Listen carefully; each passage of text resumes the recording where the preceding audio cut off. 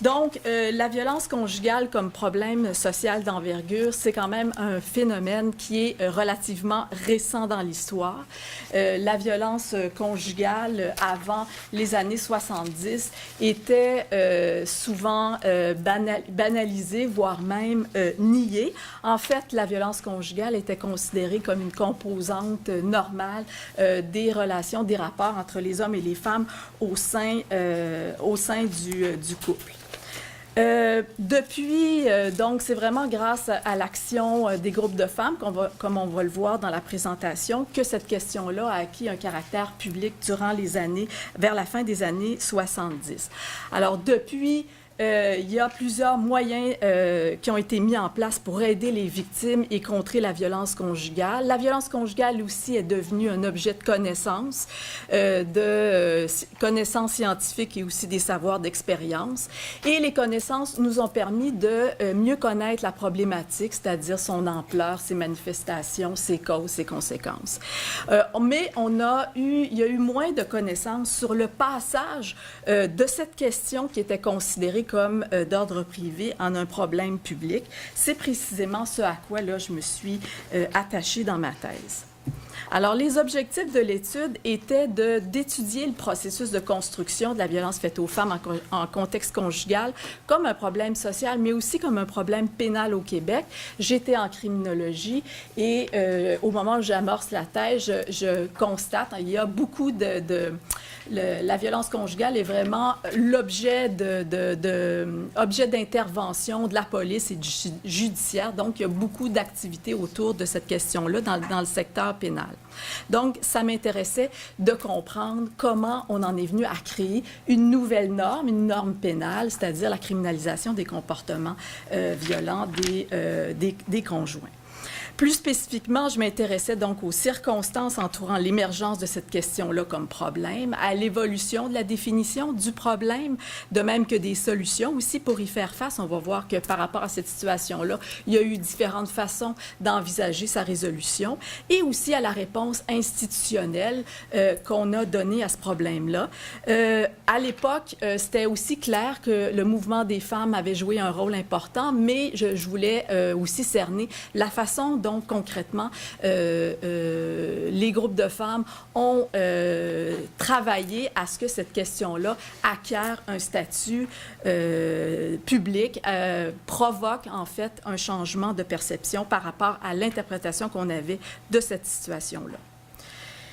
Alors, qu'est-ce qu'un problème social? Donc, il existe deux grandes perspectives, si on peut dire, par rapport à l'étude des problèmes sociaux. Il y a une première perspective qui porte sur les conditions objectives, qui est peut-être la perspective la plus répandue et celle avec laquelle, en recherche, on travaille le plus souvent. C'est une perspective qui va se centrer sur les indicateurs plus objectifs des phénomènes sociaux. Dans cette perspective-là, les problèmes sociaux existent indépendamment de la perception qui en est faite. Alors, c'est beaucoup le point de vue de l'expert, du scientifique, qui aide justement à comprendre pourquoi cette situation-là constitue un problème dans notre société, dans notre fonctionnement au quotidien. Cette perspective-là, donc, va s'intéresser au fond aux conditions elles-mêmes, à leur ampleur, leurs causes, leurs conséquences. S'intéresse au fond à documenter la problématique. L'autre perspective qui existe aussi dans l'étude des problèmes sociaux et qui est quand même assez importante aussi, c'est celle du constructivisme social. Ici, ce n'est pas tant les conditions comme telles objectives qui retiennent l'attention. Les problèmes sociaux sont considérés comme des activités de revendication d'individus ou de groupes qui affirment qu'il faut changer une condition. En fait, on s'intéresse dans cette perspective-là aux problèmes sociaux dans la mesure où on les a définis comme tels socialement.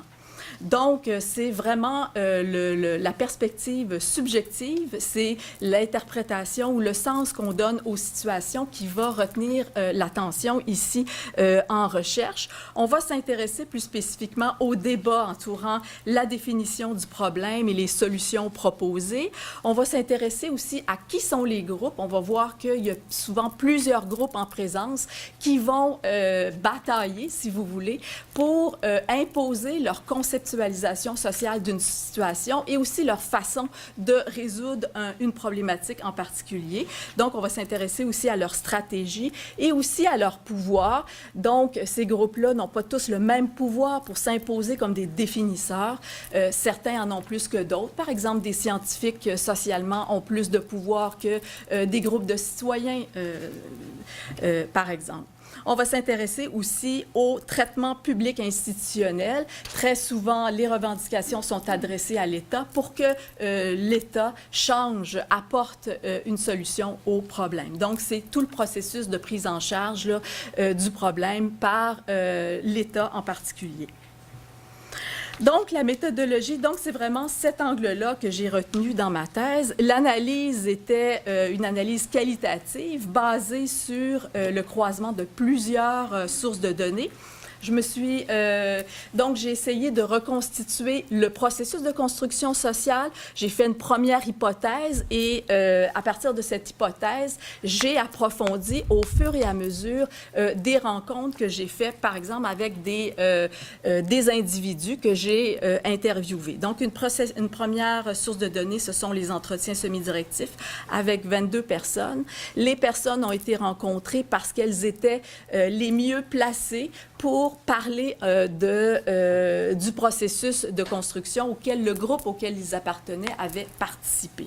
Donc, j'ai rencontré des personnes issues des maisons d'hébergement, des intervenantes, du regroupement, de la Fédération, des ressources d'aide pour conjoints violents, des féministes d'État.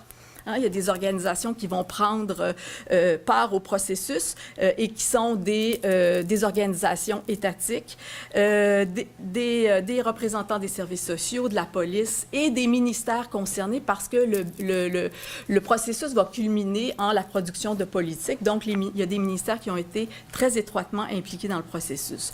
Et je me suis aussi basée sur des documents écrits qui témoignaient aussi du processus comme tel, dont des documents publics, que ce soit les politiques, mais aussi des recherches, des livres, des prises de position et aussi des documents en circulation restreinte. Donc, les individus que j'ai rencontrés m'ont aussi identifié des documents, par exemple des procès-verbaux, des prises de position d'organisations qui n'étaient pas nécessairement publiques, mais qui avaient, selon eux, joué un rôle dans le processus. Alors, donc, je présente les résultats de cette analyse en fonction de 4 étapes que mon analyse m'avait permis d'identifier. Ces étapes-là, évidemment, peuvent paraître un peu artificielles parce que dans les faits, les événements, le processus comme tel se chevauchait davantage que ce que l'idée de l'étape nous permet d'envisager. Mais néanmoins, c'est une façon plus pratique, plus systématique pour présenter l'évolution du processus de construction. Donc, la première étape correspond à l'étape de l'émergence du problème, à partir de quand, au fond, une situation qui est vécue dans le domaine privé est identifiée par des groupes comme faisant problème, autour de laquelle là, il faut se mobiliser. L'étape 2 est une étape de politisation, c'est-à-dire à partir du moment où des groupes vont porter cette question-là sociale sur le terrain de l'État, vont s'organiser pour interpeller l'État sur le problème. L'étape 3 correspond à la reconnaissance officielle comme telle par le gouvernement québécois. Et l'étape 4, c'est une période que j'ai qualifiée de réaffirmation de l'inscription du problème dans l'action publique, c'est-à-dire suite à une période d'insatisfaction, l'État revient avec une réponse, disons, ajustée. Alors, pour comprendre l'émergence du problème, il faut retourner minimalement à la période de la première moitié des années 70. Cette période correspond au fond à l'émergence du mouvement féministe de la seconde vague. Juste un instant. Donc, première vague, les années 70, la première vague, deuxième vague, c'est-à-dire du mouvement féministe. Alors, durant les années 60, le mouvement était centré sur l'acquisition des droits égaux pour les femmes, principalement dans la sphère publique, sur le marché du travail, par exemple, à l'école, dans le sport, dans l'armée, etc. Et émergent, durant la première moitié, des groupes plus radicaux, plus militants qui vont s'intéresser à des manifestations, à d'autres objets de lutte, des manifestations des rapports de domination des femmes par les hommes qui sont plus liés à la sphère du privé. Donc, émerge, c'est à cette époque-là que va émerger toute une réflexion autour du thème le privé et politique et qu'on va commencer à s'intéresser à des questions, à des problèmes vécus dans le quotidien par les femmes en les redéfinissant comme étant justement des questions sociales, des manifestations du pouvoir des hommes sur les femmes, comme par exemple l'avortement, l'accès à l'avortement, l'accès à de la contraception, le viol, etc.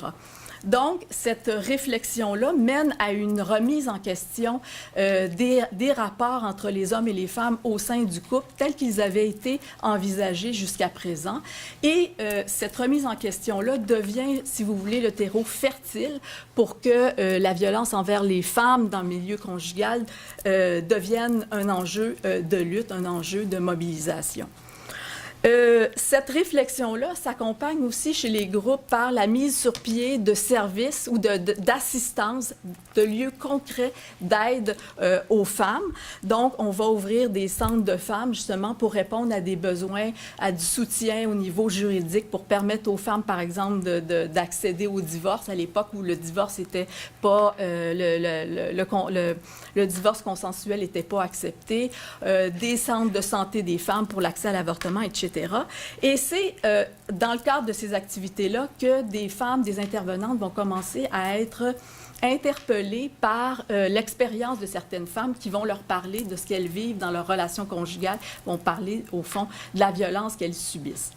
Donc, progressivement, les groupes de femmes vont identifier et nommer comme problème les menaces, les humiliations, les coups infligés aux femmes par leurs conjoints, le climat de peur et d'insécurité.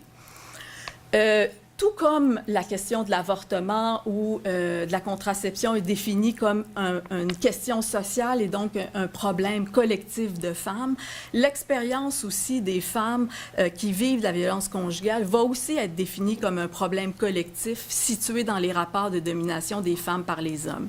Une intervenante à l'époque qui a été à l'avant-scène de l'ouverture de certains centres pour les femmes victimes de violences conjugales me disait dans la thèse, pour nous, il s'agissait de dire c'est un problème de société, un problème collectif et pas juste une responsabilité individuelle. C'est parce qu'on vit dans une société où c'est toléré de le faire et où les hommes ont plus de pouvoir que les femmes. Très tôt, en fait, ces groupes de femmes-là vont donc être interpellés par le vécu des femmes et donc vont s'orienter vers l'assistance à ces femmes-là également. Et c'est dans la foulée donc de cette prise de conscience que les groupes vont ouvrir des lieux ou héberger, qui vont permettre d'héberger des femmes là, qui veulent quitter la relation conjugale. Donc, les maisons d'hébergement commencent à s'ouvrir et les maisons d'hébergement sont conçues comme non seulement là, un lieu où on va aider les femmes, mais un lieu aussi de lutte contre la violence et un lieu aussi où on va non seulement offrir une assistance, mais aussi où on va travailler avec les femmes elles-mêmes, à leur prise en charge par elles-mêmes et à leur autonomisation.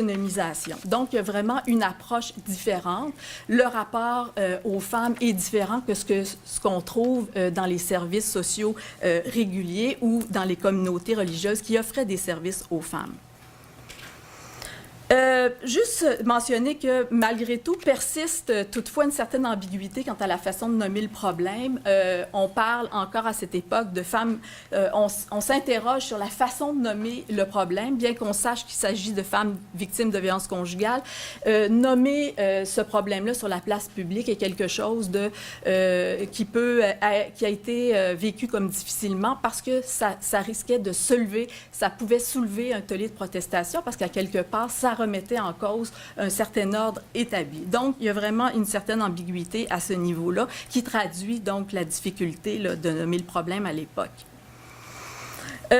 Très tôt, les maisons d'hébergement vont chercher à se regrouper pour donner de la visibilité à la problématique et aussi pour trouver des solutions aux problèmes de financement. Il y a un organisme d'État qui s'appelle Consultation qui va jouer un rôle de facilitateur et qui va aider les maisons d'hébergement à s'organiser. Alors, à la fin des années 70, est créé le regroupement qui devient un entrepreneur politique comme tel.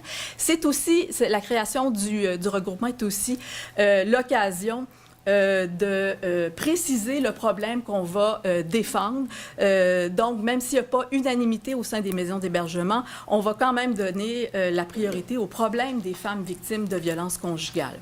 D'abord, ça va permettre donc de faciliter les interventions au niveau politique et ça va aussi permettre de développer, selon elle, des services adaptés, des services spécifiques à la problématique.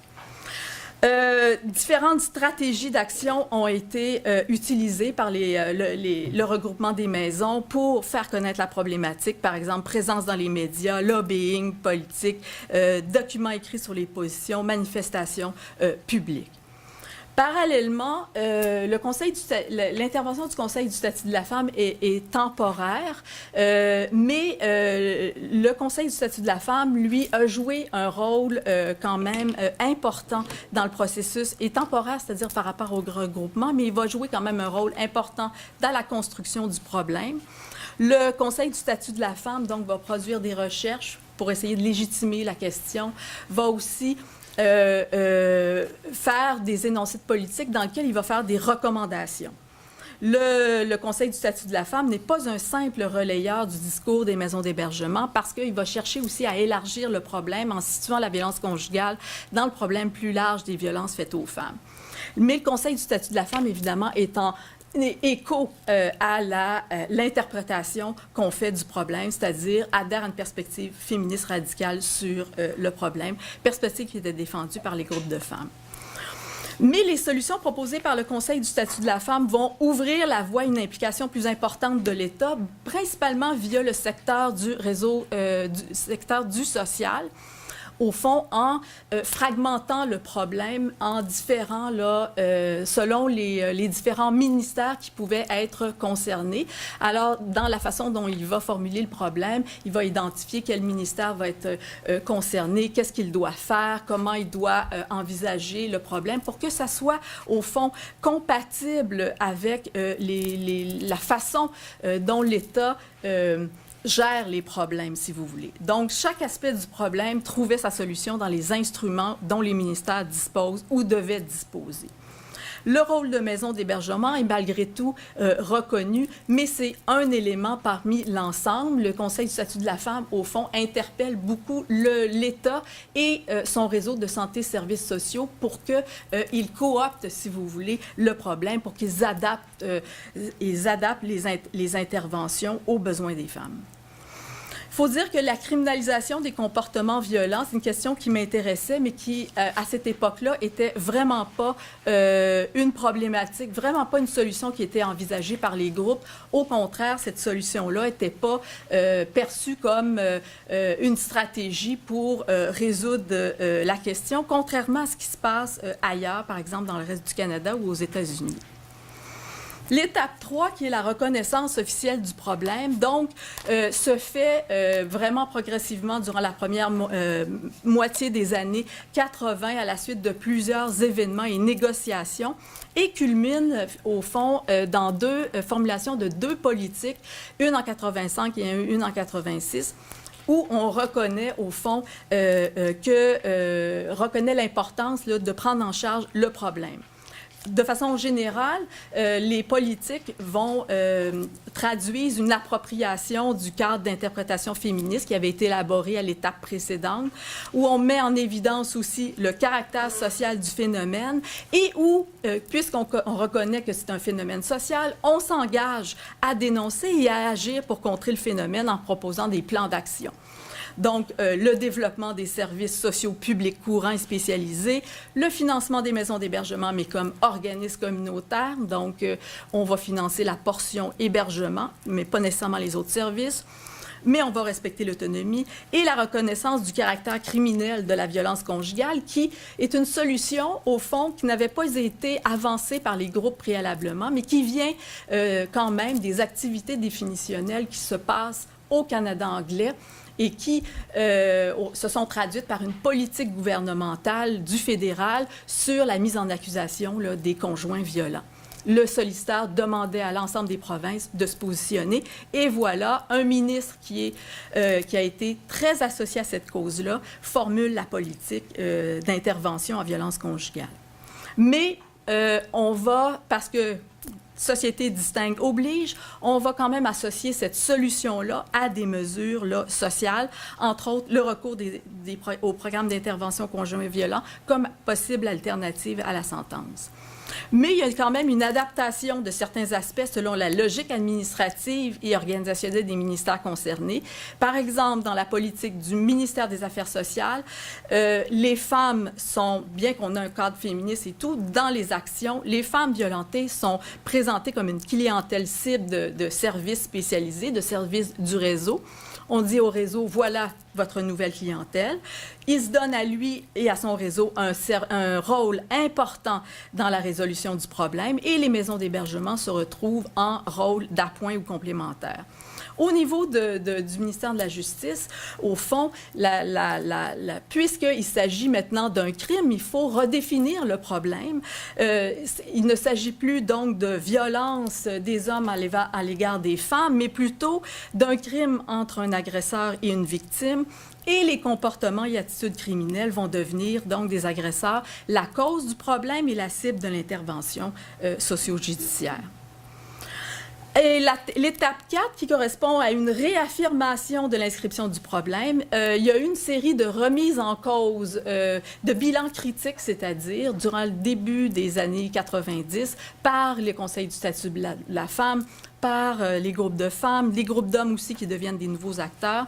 On souligne, par exemple, le manque de concertation, l'absence de perspective globale à l'égard du problème, des approches contradictoires à l'approche féministe, des problèmes avec l'intervention pénale et évidemment du financement inadéquat des ressources d'aide pour conjoints violents et pour les victimes aussi.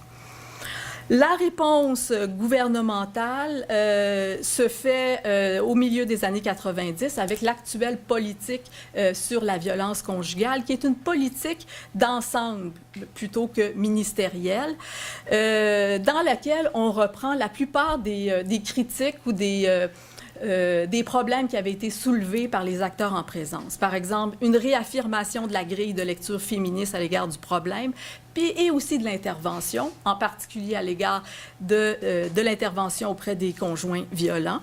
Une reconnaissance aussi de l'importance de la perspective globale, mais cette fois-ci à l'égard de la violence conjugale uniquement. Donc, on va aller vers plutôt un approfondissement de la problématique. Plusieurs autres formes sont identifiées et la notion de victime va être élargie aux réalités particulières vécues par les femmes, femmes autochtones, femmes immigrantes, femmes handicapées et même hommes violentés, là, hommes vulnérables violentés et enfants exposés qui va prendre plus de place aussi. Au niveau de la mesure pénale aussi, on va faire des réajustements, dont l'abolition de la poursuite automatique, c'est-à-dire obligatoire des agresseurs sans le consentement des victimes. Mais stabilité des ressources financières aux maisons d'hébergement et aux organismes d'aide est encore non assurée. On les finance, mais il n'y a pas de mesure pour pérenniser, si vous voulez, le financement de ces ressources-là. Donc, en conclusion, la construction sociale du problème de la violence conjugale est vraiment le résultat d'actions conjuguées du mouvement social, d'un mouvement social, celui des femmes et des maisons d'hébergement, et des féministes, c'est-à-dire et des maisons d'hébergement, et aussi d'actrices de la sphère des politiques publiques. Alors, j'ai parlé du Conseil du statut de la femme, mais j'aurais pu aussi vous parler des femmes qui étaient au ministère des Affaires sociales, qui ont été à l'avant-plan pour la formulation des politiques, qui se voyaient aussi comme des femmes engagées et qui voulaient faire quelque chose pour la cause des femmes. Donc ça a joué un rôle majeur. Mais tout au long du processus, ce qu'on peut constater aussi, c'est que ce n'est pas tant la définition féministe du problème qui se trouve au cœur des débats, mais plutôt la recherche de solutions. L'État et ses différentes institutions sont considérés comme un élément essentiel dans le processus de changement. Pour les maisons d'hébergement, c'est les ressources financières de l'État qui étaient un enjeu parce qu'elles se disaient-elles, au fond, c'est un problème collectif, c'est notre argent qui va au gouvernement, donc l'État doit, au fond, offrir aux femmes des services de qualité, gratuits et accessibles partout, alors que pour les autres actrices, l'État doit jouer un rôle plus important que ça. Donc, la prise en charge s'est faite dans deux pans de l'État, pénal, mais surtout social. On peut dire qu'au fond, la façon dont ça s'est passé correspond aussi à l'approche de l'État québécois dans la résolution des problèmes sociaux, c'est-à-dire un État fort dans le soutien aux populations vulnérables. Bien sûr, le fait qu'on ait choisi les femmes violentées, ça, c'est quand même particulier à ce qui a été fait par les groupes de femmes, mais l'approche à l'égard du problème correspond à cette façon dont les problèmes sont résolus au Québec. Le pénal aussi, mais il reste que symboliquement, cette mesure-là a eu moins d'importance que ce qu'on a pu voir, par exemple, aux États-Unis, où le secteur du pénal a été le secteur le plus investi, même par les groupes de femmes. C'est là qu'on a fait les demandes, parce qu'on voulait qu'avec la reconnaissance d'un crime, il y ait une reconnaissance symbolique que de la violence envers les femmes. Et donc, on a beaucoup travaillé, fait des liens avec les gens du droit. On a beaucoup investi ce secteur-là, contrairement ici. Mais on peut quand même parler d'une certaine tendance à l'individualisation et la dépolitisation du problème, entre autres parce que les femmes deviennent victimes, deviennent définies comme des usagères de services financés par l'État et les hommes comme des auteurs d'infractions, contrairement à l'approche peut-être au départ qu'avait le mouvement des femmes, où on situe davantage, au fond, le problème au niveau des rapports sociaux d'inégalité, au niveau des rapports de la domination structurelle. Et les solutions institutionnelles et surtout communautaires, toujours sujettes aux impératifs économiques. Il n'y a pas de mesure pour pérenniser, au fond, le financement. On a une reconnaissance symbolique, mais il n'est pas dit que les victimes continueront toujours d'avoir accès à des services. Ma thèse portait au niveau de l'analyse politique. Donc, oui. C'est mon dernier mot, se situait au niveau de l'analyse politique. Ce serait évidemment important de s'intéresser aussi à la façon dont cette construction sociale continue de se transformer sur le terrain.